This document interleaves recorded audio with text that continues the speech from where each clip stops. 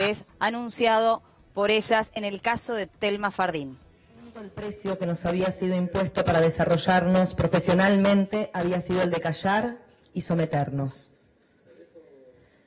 Nos unimos, nos organizamos y pudimos decir basta. Dijimos, escúchennos.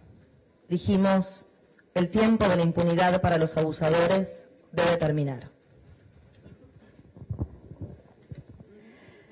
Hoy volvemos a reivindicar la valentía de nuestras compañeras Calu Rivero, Anita Co y Natalia Juncos, a quienes se intentó disciplinar por atreverse a denunciar acoso y abuso del mismo sujeto, contra las que se iniciaran causas por calumnias e injurias y por daños y perjuicios.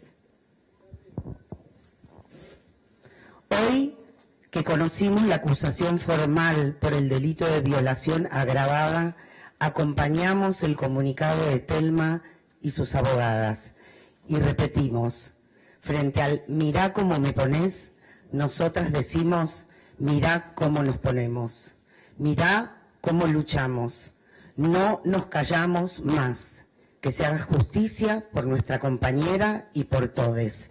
Esto recién empieza.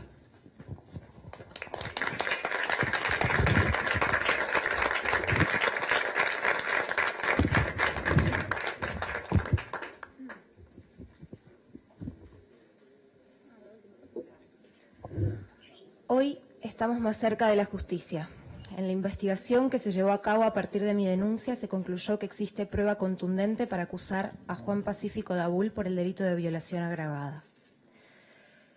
Pero este es un caso excepcional. Las cifras dan cuenta de una realidad donde abunda la impunidad. El 97% de las denuncias por violación no prosperan, mientras que solo el 1% obtiene condena. Romper el silencio tiene costos caros para quienes denunciamos, aun cuando nos sometamos a todo lo que se nos exige. Somos juzgadas y revictimizadas. El problema es sistémico. El Poder Judicial no contempla los tiempos de las víctimas. Tampoco ha desarrollado estándares de pruebas para investigar este tipo de delitos. Se condena a las víctimas al silencio y la vergüenza, y se garantiza la impunidad para los atacantes. Esta denuncia se transformó en un reclamo colectivo. No soy la excepción, sino la regla. Soy una más de las miles de niñas, mujeres y adolescentes en Argentina, Nicaragua y en otros países de la región que sobreviven a la violencia sexual.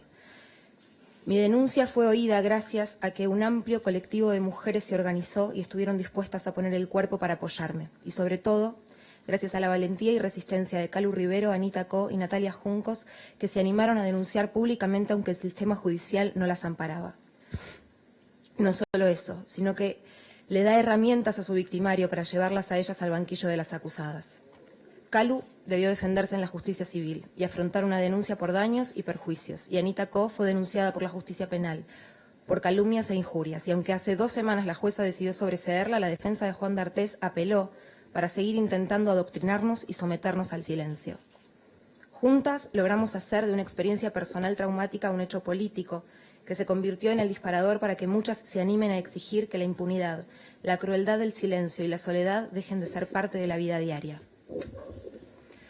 A partir de mi denuncia, las llamadas al 144 aumentaron un 1.240% en solo 48 horas. El camino institucional actual que proponen nuestras sociedades frente a la violencia sexual es la intervención del sistema penal. Con los innumerables fracasos que hemos señalado.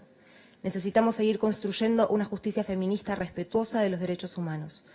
Necesitamos que los funcionarios y las funcionarias se especialicen en este trabajo con perspectiva de género y se sensibilicen al momento de atender los casos de este tipo. Necesitamos mecanismos que permitan llegar a la verdad y que desarrollen formas de reparación efectivas para que quienes hayan pasado por esta clase de acontecimientos puedan sentirse reconocidas y acompañadas, en lugar de juzgadas y estigmatizadas. El desinterés por investigar es una forma de revictimización que sostiene la impunidad. Protege a los agresores y genera daños en las personas que denuncian. Que haya tantos casos sin sentencia no significa que esas denuncias sean falsas, sino que tenemos un sistema que garantiza la impunidad. Haremos todo lo posible para seguir adelante y que prevalezca el derecho a la verdad. Tenemos la obligación histórica, política y social de luchar para lograrlo. Gracias.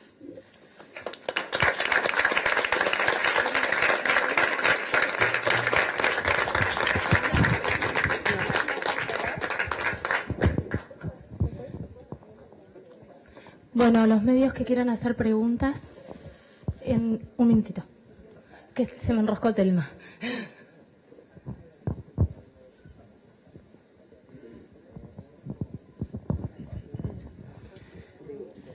Buenos días. Valeria San Pedro de Todo Noticias y Canal 13. Le quiero preguntar a Sabrina Cartavia cómo sigue la instancia judicial. En las últimas horas todos hablamos de esta cuestión de que no hay un tratado de extradición, donde sabemos entre Brasil y Nicaragua, pero qué herramientas en todo caso tienen para hacer ese seguimiento y qué plazos tiene el juez para expedirse. Y aprovecho también a preguntarle a Telma, más allá de todo lo que dijiste, que fue muy contundente, ¿alguna sensación personal al momento de haberte enterado de esta decisión del fiscal reunida a la prueba de tener justamente elementos sobrados como para una imputación tan fuerte en un país en donde el abuso sexual no prescribe?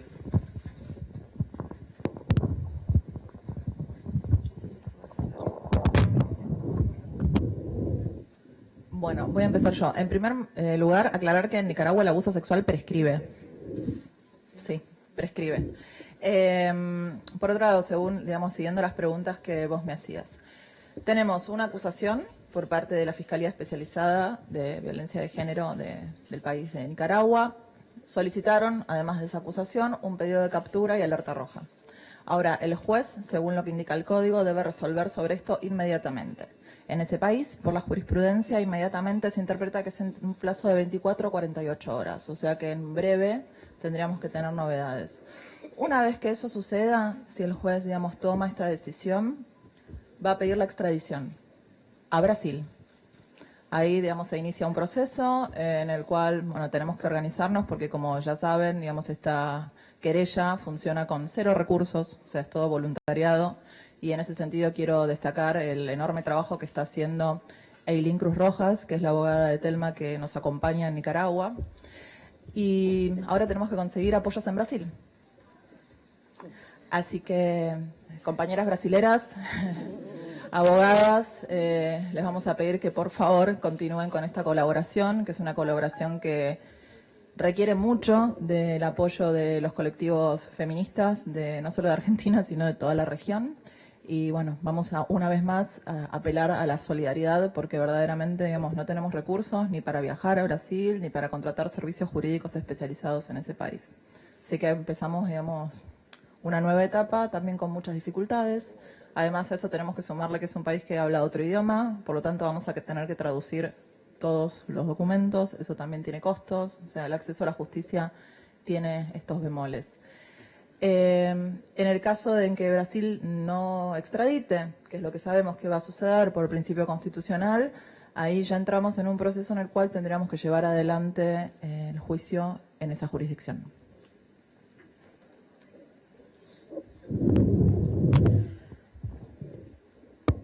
Bueno, para mí es importante resaltar que todo el tiempo, en mi caso, más allá de que es la regla, y muchísimas mujeres se sintieron identificadas con el relato, hay una realidad que es que en un punto yo soy una afortunada porque tengo este colectivo de mujeres que me sostiene, porque tengo abogadas trabajando para mí, como contaba recién Sabrina, ad honorem. Entonces esa no es la realidad de esa olla enorme que destapamos en diciembre, no es la realidad de millones de mujeres, me atrevo a decir millones, porque creo que realmente las cifras que se manejan todavía no son las que realmente reflejan una sociedad que evidentemente necesitaba hablar de esto. En lo personal, entonces, en ese sentido, por supuesto que para mí es un logro haber avanzado y que la justicia se haya expedido de esta manera.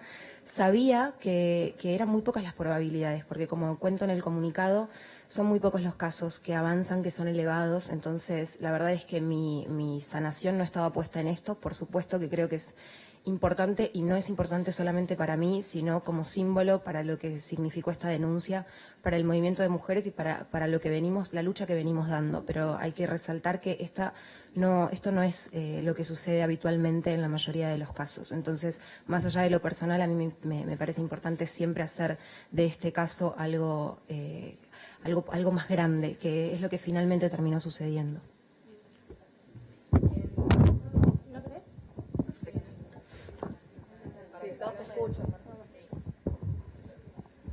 ¿Cómo estás? Buen día. Telma, te quería preguntar, y en estos meses seguramente habrás intercambiado, habrás conocido infinidad de historias de mujeres, 9 de cada 10 víctimas de delitos sexuales son mujeres. Muchas habrán tenido la posibilidad de denunciar, otras no tuvieron acceso a la justicia. En este recorrido que has hecho, en este intercambio, ¿cuáles son las historias que llegaron a vos, teniendo en cuenta que tu hecho es una excepción, como lo estabas contando recién?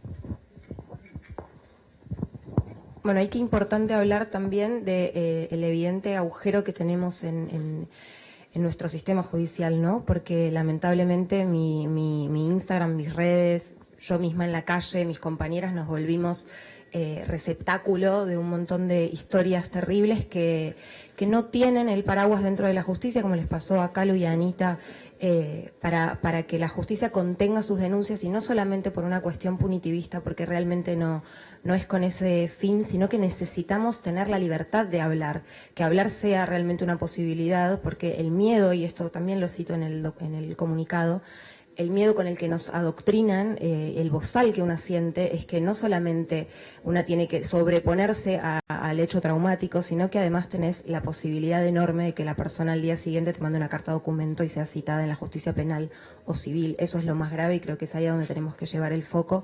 Y la cantidad de denuncias me interpeló a la sociedad en todo su conjunto, mujeres grandes, pequeñas. Me han llegado historias de mujeres de 87 años que lograron hablar recién en ese momento de un abuso que sufrieron a los 7 años, cuando una de las cosas con las que nos corren es ¿por qué tardamos tanto tiempo en hablar? Entonces es importante también que esto empiece a manejarse de una manera interdisciplinaria. No puede ser que la justicia no sepa cosas que las ciencias que estudian lo humano ya saben, que es que en promedio una víctima tarda 33 años en poder hablar. Ese es un estudio a nivel internacional. Entonces no puede ser que las causas, que la posibilidad de denunciar prescriba tanto antes si una víctima tiene esta necesidad de hacer un proceso que es mucho más complejo que lo que la justicia pide, y el momento que nos dan, ¿no?, para prescribir un dolor y que hagamos un proceso que es tanto más complejo. Sí, primero a la doctora. Usted, doctora, dijo que en Brasil, como no hay tratado de extradición con Managua, habría que trabajar el juicio en esa jurisdicción. ¿Cómo sería el juicio en esa jurisdicción de Brasil? ¿Podemos pensar que igual puede ir preso D'Artés? Y a Telma, una de las pruebas en que se basó la justicia de Nicaragua fue el daño psicológico durante todo este tiempo que persiste. ¿Cómo le estás trabajando hoy? Bueno, el juicio se realiza como cualquier juicio penal, o sea, no hay ninguna, o sea, una vez que podamos, digamos, tramitarlo ahí, igual nos estamos adelantando muchos pasos, eso también quiero, digamos, aclararlo. Ahora necesitamos como primera medida que el juez de Nicaragua tome una decisión y después viene todo lo demás y seguiremos comunicando, como siempre hicimos en su momento, a todos los medios de comunicación, a través de comunicados públicos, cada cosa que suceda. Eso también lo digo para ir manejando entre todos esa necesidad de información que tenemos. Pero bueno, es un proceso, como vimos, pasaron 10 meses desde el momento de la denuncia, esto tiene etapas, siempre que se vayan cumpliendo esas etapas y nosotras tengamos información certera, vamos a comunicarla. Y respecto a tu pregunta, lo que me parece más interesante resaltar es que yo fui sometida a una serie de pericias psicológica, psiquiátrica, incluso física, después de 9 años, donde evidentemente no había necesidad, y lo podemos pensar desde el sentido común. Entonces, creo que más allá de hablar de vuelta, yo soy una afortunada, yo tengo la posibilidad de hacer terapia hace mucho tiempo, tengo los recursos, tengo la contención de mi familia, de mis amigas que están acá, que siguen poniéndole el cuerpo. Me parece que en relación a tu pregunta es más interesante pensar qué respuesta se le da a todas esas otras mujeres que no tienen ese acceso. Digo, yo realmente puedo militar incluso mi feminismo desde un lugar de todos los privilegios posibles. Entonces, ¿de qué manera vamos a trabajar para que el sistema judicial no sea revictimizante hasta este punto? Ni hablar de la pericia física, ni hablar de que cuando uno hace la denuncia, primero llega a la fiscalía, se lo cuenta a la fiscal, después hay que ratificarlo, después hay una cantidad. Yo en un día lo tuve que contar 5 o 6 veces. Entonces, ¿qué vamos a hacer con el sistema para que haya un cambio radical y que la víctima no tenga que estar expuesta a contar una y otra vez el relato? Y cómo incluso también desde todos los aspectos de la sociedad, desde todos los ámbitos de la sociedad, podemos hacer algo para evitar que sea revictimizante el proceso o empezar a reducirlo. Los medios también tienen una gran responsabilidad en eso, en cómo lo vayan a manejar, en cómo lo manejaron hasta acá y cómo vayan a manejar las denuncias y cómo sigamos hablando de esto, que es una realidad que evidentemente nos atraviesa a todas, a todes. Tomás, de La Izquierda Diario, vos recién nombraste los medios de comunicación. Se me viene a la cabeza Melina Romero y cómo es tratado y revictimizado también en los medios de comunicación. ¿Cómo pensás que actuamos en tu caso? Es difícil, fue un arma de doble filo, ¿no? Es difícil generalizar porque gracias a la repercusión que tuvo y a cómo los medios lo instalaron en su agenda, y creo que eso es mérito de lo que hicimos con actrices argentinas, evidentemente pudimos poner esto como tema a hablar en las mesas familiares. Muchas mujeres tuvieron la posibilidad de hablar y creo que eso hay que valorizarlo. De todas maneras, sí creo que fue profundamente revictimizante en cómo se trató en muchos aspectos. De todas maneras, agradezco porque son cada vez más las voces de personas que tienen formación con perspectiva de género. Digo, ayer miraba un poco la televisión y ya se nota un cambio, se nota un avance. Entonces hay que reconocer ese avance y a su vez seguir trabajando porque todavía se reproducen, pero creo que hoy, por suerte, a la vez que tenemos la voz de algún abogado un poco retrógrado que todavía hace comentarios innecesarios, tenemos afortunadamente en esos paneles también mujeres con un nivel de perspectiva de género que permiten dar otra mirada, cosa que antes no teníamos. Ahora tenemos que ir por lograr no tener esas voces medio de dinosaurios, ¿no?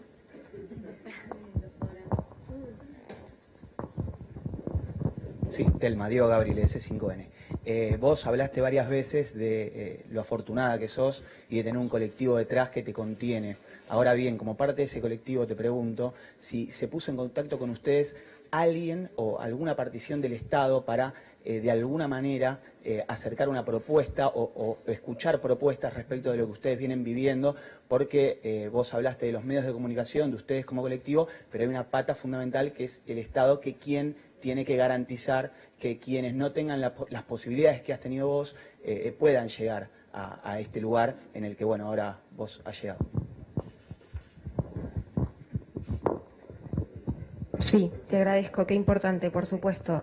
Por supuesto que lo decimos constantemente, el Estado es responsable, tenemos que lograr que el Estado esté a la altura de lo que la sociedad está demandando, y esto también se une un poco a esta pregunta que me hacían de cuántas son las denuncias o cuáles son las historias que llegan. Son muchísimas y evidentemente eso expone que el Estado no tiene la infraestructura para dar respuesta a algo que era ampliamente...